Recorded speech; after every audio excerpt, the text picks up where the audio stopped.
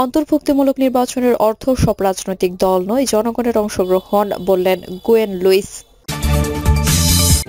জানাবো সংসদে ভোটে এমপির পূর্ণ স্বাধীনতা চায় এনসিপি, বিএনপি জামাতের কি মত।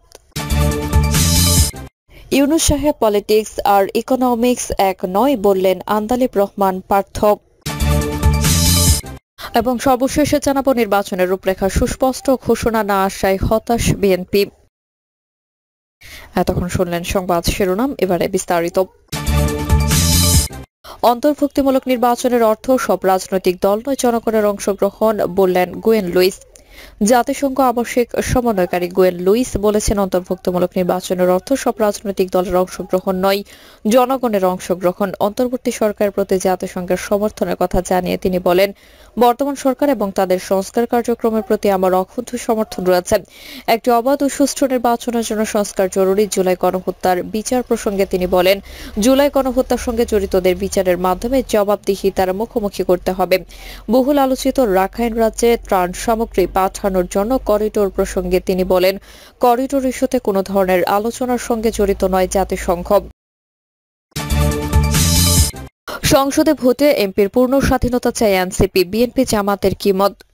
জাতীয় সংসদে আনা কোনো বিলে সংসদের ভোট দানের ক্ষেত্রে বড় পরিবর্তন আনার পথ খুঁজছে। ভোটের ক্ষেত্রে সংসদ সদস্যদের এমপি স্বাধীনতা দিতে একমত হয়েছে বিএনপি জামাত সহ বেশিরভাগ দলগুলো সংবিধানের ৭০ অনুচ্ছেদ সংস্কার করে অর্থ বিল, আস্থা অনাস্থা ভোট, সংবিধান সংশোধন প্রস্তাব ছাড়া অন্য ক্ষেত্রে দলের বিরুদ্ধে সংসদ সদস্যদের ভোট দেওয়ার স্বাধীনতা দিতে একমত হয়েছে। তবে জাতীয় নাগরিক পার্টি সংবিধান সংশোধনের ক্ষেত্রে দলের বিরুদ্ধে ভোটাধিকারের পক্ষে মত দিয়েছে, যা একজন সংসদ সদস্যকে পূর্ণ স্বাধীনতা দেবে। মঙ্গলবার রাজধানীর ফরেন সার্ভিস একাডেমিতে ঐক্যমত্য কমিশনের দ্বিতীয় দফা সংলাপ অনুষ্ঠিত হয়। এই সংলাপে ৭০ অনুচ্ছেদ, নারী আসন এবং সংসদীয় স্থায়ী কমিটি নিয়ে আলোচনা হয়। স্থায়ী কমিটি নিয়ে দলগুলোর অবস্থান কাছাকাছি হলেও নারী আসন নিয়ে মতপার্থক্য রয়েছে। গত মার্চ থেকে প্রথম দফার সংলাপ করে প্রধান উপদেষ্টা ড মোহাম্মদ ইউনূসের নেতৃত্বাধীন ঐক্যমত্য কমিশন সংবিধান, নির্বাচন ব্যবস্থা, বিচার বিভাগ, জনপ্রশাসন এবং দুর্নীতি দমন কমিশন সংস্কারে গঠিত কমিশনগুলোর ১৬৬ সুপারিশে ৩৩ রাজনৈতিক দল এবং জোটের মতামত নিয়ে এই সংলাপ অনুষ্ঠিত হয়। প্রথম দফার এই সংলাপে কমিশন প্রতিটি দল এবং জোটের সঙ্গে আলাদাভাবে বসলেও সোমবার শুরু হওয়া দ্বিতীয় দফার সংলাপে সব দল একসঙ্গে বসছে। চলতি সংলাপে সম্পৃক্ত একটি সূত্র জানায়, বিএনপি এবং প্রধান দলগুলো আগের তুলনায় নমনীয় হলেও বিএনপির মিত্র এবং যুগপৎ আন্দোলনের শরিক দলগুলো কঠোর অবস্থানে। ৭০ অনুচ্ছেদ নিয়ে কমিশন প্রস্তাব করেছিল, সংসদ সদস্যরা অর্থ বিল বাদে বাকি সব বিষয়ে স্বাধীনভাবে ভোট দিতে পারবেন। এতে রাজি হয়নি বিএনপি জামাত সহ বেশিরভাগ দল।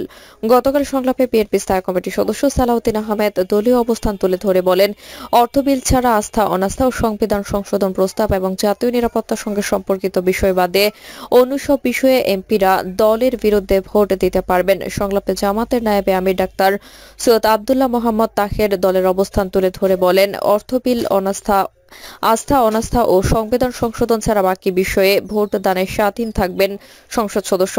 এনসিপির যুগ্ম আহ্বায়ক সারোয়ার তুষার বলেন, সংবিধান সংশোধন প্রস্তাবে এমপিদের ভোট দানের স্বাধীনতা থাকতে হবে।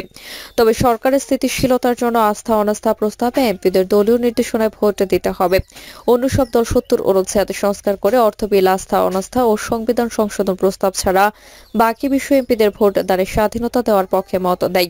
সংলাপ শেষে বিএনপি স্থায়ী কমিটির সদস্য সালাউদ্দিন আহমেদ বলেন, যদি কোনো সময় যুদ্ধ অবস্থা তৈরি হয় তখন যাতে এমপিরা দলের বিরুদ্ধে না যেতে পারে সেজন্য ৭০ অনুচ্ছেদ জাতীয় নিরাপত্তার বিষয় অন্তর্ভুক্ত করা প্রয়োজন। এই ব্যাপারে বিএনপি নোট অব ডিসেন্ট দেবে। জাতীয় নিরাপত্তা ইস্যু এলে দল মতের ঊর্ধ্বে উঠে সব রাজনৈতিক শক্তির একসঙ্গে থাকা উচিত বলে মন্তব্য করেন এনসিপির উত্তরাঞ্চলের মুখ্য সংগঠক সার্জিস আলম। বলেন, এখানে অস্পষ্ট অবস্থান সমস্যা সৃষ্টি করতে পারে। জাতীয় সংবিধানের রাজনৈতিক দল হইতে পদত্যাগ বা দলের বিপক্ষে ভোট দানের কারণে আসন শূন্য হওয়া বিষয়ক ৭০ অনুচ্ছেদ বলা হচ্ছে, কোন নির্বাচনে কোন রাজনৈতিক দলের প্রার্থীরূপে মনোনীত হইয়া কোনো ব্যক্তি সংসদ সদস্য নির্বাচিত হইলে তিনি যদি ক উক্ত দল হইতে পদত্যাগ করেন অথবা খ সংসদে উক্ত দলের বিপক্ষে ভোট দান করেন তাহলে বা তাহা হইলে সংসদে তাহার আসন শূন্য হইবে। তবে তিনি সেই কারণে পরবর্তী কোনো নির্বাচন সংসদ সদস্য হইবার অযোগ্য হইবেন না। এর ফলে সংসদে দলীয় সদস্যদের ভোটাধিকার পুরোপুরি দলের নিয়ন্ত্রণে রয়েছে। সরকারি দল ইচ্ছা করলে বিরোধী দলগুলোর প্রবল আপত্তির মুখেও যে কোনো বিল সংসদে পাশ করিয়ে নিতে পারে। নারী আসন সহ অন্যান্য ইস্যু সংলাপের সঙ্গে সম্পৃক্ত একটি সূত্র জানিয়েছে, বিএনপি নারী আসন 50 থেকে বাড়িয়ে দ্বিগুণ অর্থাৎ 100 করতে রাজি। তবে সরাসরি নির্বাচনে বিদ্যমান সংরক্ষিত পদ্ধতিতেই মত তাদের। এই ক্ষেত্রেও এনসিপি চাই সরাসরি নির্বাচন। বামপন্থী দলগুলো নারী আসনে সরাসরি নির্বাচন চায়। অপরদিকে ইসলাম ভিত্তিক দল বাংলাদেশ জামাত ইসলামী ভোটের অনুপাতে নারী আসনের বণ্টন চাইলেও চরমোনাই পীরের নেতৃত্বাধীন ইসলামী আন্দোলন খেলাফত মজলিস নারী আসনেই চায় না। সূত্র আরও জানিয়েছে, সংলাপের আলোচ্য সূচিতে থাকলেও সময়ের অভাবে নির্বাচনকালীন তত্ত্বাবধায়ক সরকারের সময়সীমা এবং তত্ত্বাবধায়ক সরকারের অধীনে স্থানীয় নির্বাচনের সুপারিশ নিয়ে আলোচনা হয়নি। ইউনূস সাহেব পলিটিক্স আর ইকোনমিক্স এক নয় বললেন আন্দালিব রহমান পার্থ। বাংলাদেশের জাতীয় পার্টির চেয়ারম্যান আন্দালিব রহমান পার্থ বলেছেন, ইউনূস সাহেব পলিটিক্স আর ইকোনমিক্স এক নয়। পলিটিক্সে 2 আর 2 22 হয়, ইকোনমিক্সে 2 আর 2 4 হয়। নির্বাচন প্রসঙ্গে তিনি বলেন, অনেকে বলেন আমরা ডিসেম্বরে নির্বাচন চান। ডিসেম্বরে নির্বাচনের কথা আমরা বলিনি। আপনি ইউনূস সাহেব বলেছেন ডিসেম্বরে নির্বাচনের কথা। আমরা বলেছি আপনার সেই ওয়াদা আপনি রাখেন। আমাদের মুখ থেকে ডিসেম্বরের কথা আসেনি। প্রধান উপদেষ্টাকে উদ্দেশ্য করে আন্দালিব রহমান পার্থ বলেন, আপনার ক্ষমতার উৎস জনগণ। যেহেতু সংসদ নেই, আপনার ক্ষমতার উৎস আমরা রাজনীতিবিদরা, সুশীল সমাজ, ব্যবসায়ীরা। আজকে আপনি যে সংস্কারের কথা বলেছেন, সাধারণ মানুষের কি সংস্কারের একটা প্রস্তাব আসছে? আজকে 2 লাখ মানুষ চাকরি হারিয়েছে বাংলাদেশে, তার সংস্কারের তো কোনো কথা বলেনি। আজকে ব্যবসায়ীরা হাহাকার করছে, এনবিআর দিয়ে এবং বিভিন্ন সংস্কার দিয়ে তাদের শেষ করে ফেলা হচ্ছে। গার্মেন্টস বন্ধ হয়ে যাচ্ছে, তাদের কথা বলার কোনো জায়গা নেই। বিজেপি চেয়ারম্যান বলেন, 17 বছর বাংলাদেশের মানুষ ভোট দেয়নি। আপনি মানুষের ক্ষমতাটা মানুষের হাতে দিয়ে দেন, মানুষ আপনাকে সব সময় স্মরণ রাখবে। আমরাও আপনাকে শ্রদ্ধার সঙ্গে স্মরণে রাখবো। আমি আগেও বলেছি সাহেব, পলিটিক্স আর ইকোনমিক্স এক নয়।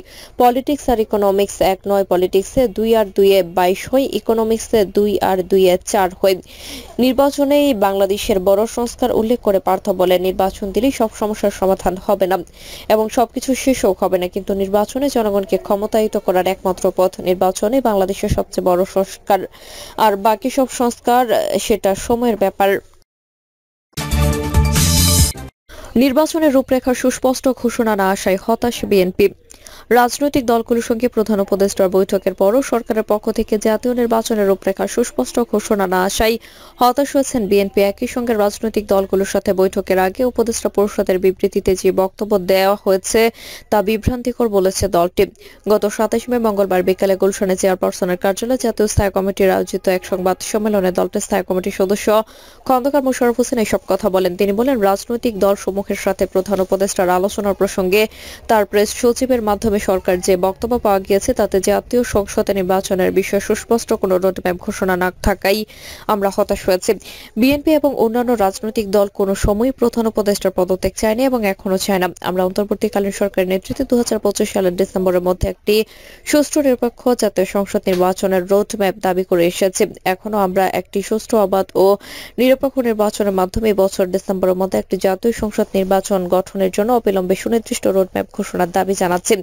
এই সর্বোচ্চ চূড়া আকাঙ্ক্ষাকে সর্বোচ্চ অগ্রাধিকার দেওয়া বর্তমান অন্তর্বর্তীকালীন সরকারের প্রধানতম এজেন্ডা হওয়া উচিত বলে জনগণ মনে করে। খন্দকার মোশাররফ বলেন, এর অন্যথা হলে জনগণ দল হিসেবে বিএনপির পক্ষে এই সরকারের প্রতি সহযোগিতা অব্যাহত রাখা কঠিন হয়ে দাঁড়াবে।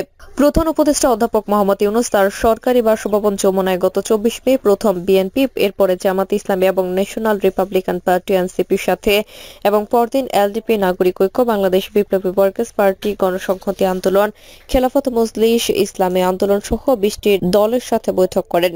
নির্বাচনের জন্য ডিসেম্বরে উপযুক্ত। খন্দকার মোশাররফ হোসেন বলেন, ডিসেম্বরের মধ্যে নির্বাচনের দাবি শুধু এই কয়েকদিন নয়, এটা আগে থেকে বলেছি। ডিসেম্বরকে আমরা মনে করছি নির্বাচনের জন্য উপযুক্ত সময়, সেজন্য আমরা ডিসেম্বরের কথা বলেছি। এখনো আমার সেই কথার মধ্যেই আছে। ডিসেম্বরের পরে আপনারা সকলে জানেন রোজা চলে আসবে, এরপরে বর্ষা চলে আসবে, তারপরে এসএসসি, এইচএসসির মতো বড় বড় পাবলিক পরীক্ষা আছে।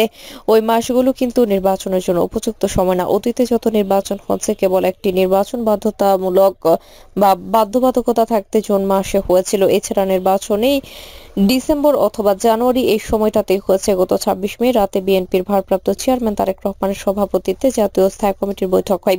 সেই বৈঠকের পর প্রধান উপদেষ্টার সাথে রাজনৈতিক দলগুলোর আলোচনার ফলাফল সম্পর্কে দলের প্রতিক্রিয়া জানাতে স্থায়ী কমিটি বা জাতীয় স্থায়ী কমিটির পক্ষ থেকে সংবাদ সম্মেলন ডাকা হয়। নির্বাচন বিলম্বে কিছু উসিলা বের করা হচ্ছে। খন্দকার মোশাররফ হোসেন বলেন, আমরা নির্বাচন চাই, যেটা সরকার করতে চাচ্ছে সেটাই আমরা চাচ্ছি ত্বরান্বিত করার জন্য। যেমন আমরা তো সংস্কারের পক্ষে, এই সংস্কার বা এই সরকার আসার আগেই আমরা 31 দফার সংস্কার প্রস্তাব জনগণের সামনে তুলে ধরেছি। প্রিয় দর্শক, এই ছিল এখনকার সর্বশেষ সংবাদ। আপনি সব সংবাদ পেতে চ্যানেলটি সাবস্ক্রাইব করে বেল আইকনটি ক্লিক করে রাখুন।